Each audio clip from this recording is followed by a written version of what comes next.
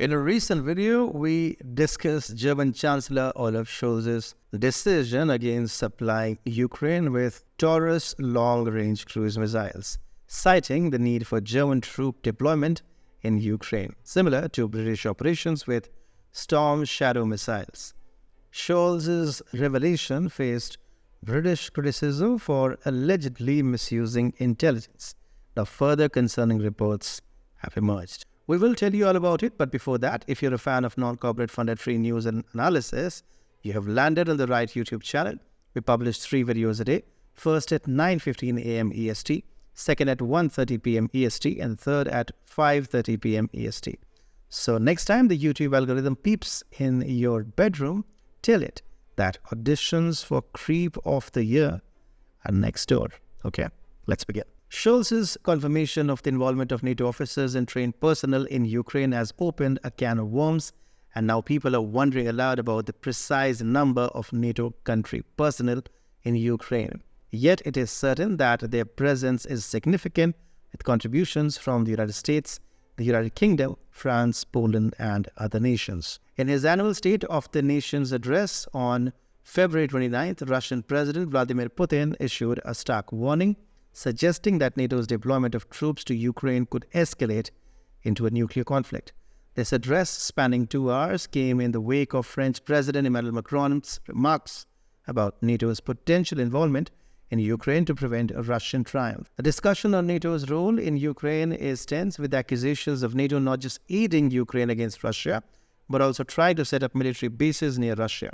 Reports suggest the US has placed up to 12 CIA bases by the Russian border, seen as aggression by Moscow. Additionally, there are attempts to limit Russia's military reach and possibly change its regime, with NATO actively involved in this strategy. Wired magazine also reported that the US has technology to track the cell phones of Putin's inner circle, aiming to locate Putin himself. The revelation that the US has developed technology to track the cell phones of Putin's inner circle primarily suggests an intent that could stretch to assassination strategies. Such actions, alongside efforts to eliminate Russian leaders and military commanders with Ukrainian assistance, unmistakably underscore NATO's and the US's focus on regime change in Moscow beyond merely achieving military victories on the battlefield.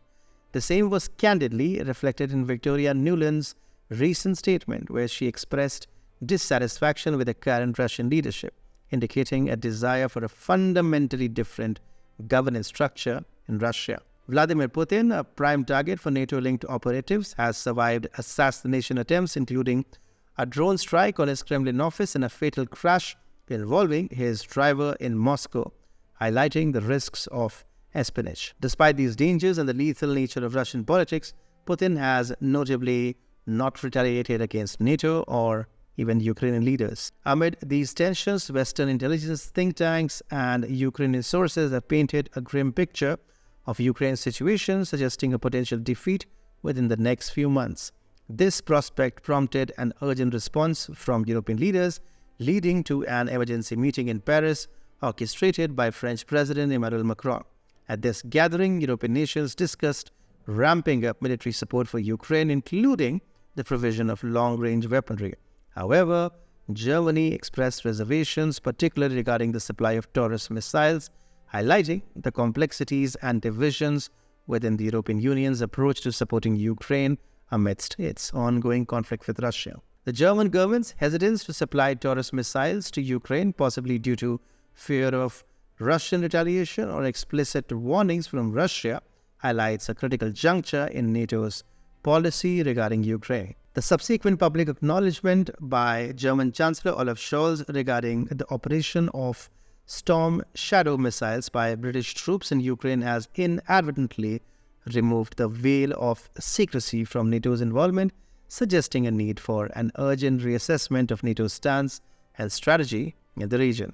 The revelation of NATO troops on the ground, despite official policies against such deployments, undermines the alliance's position of plausible deniability, raising Russian concerns about the military support being provided to Ukraine, including weapons that could target Russian civilian areas. President Vladimir Putin's explicit warnings about Russia's readiness to use nuclear weapons in response to perceived NATO provocations have significantly heightened tensions.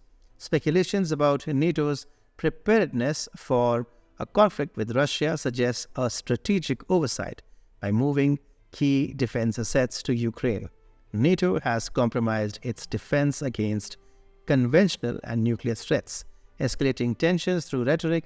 NATO faces risks from its current strategy. So can the NATO assassinate President Putin? That's a tough question to answer.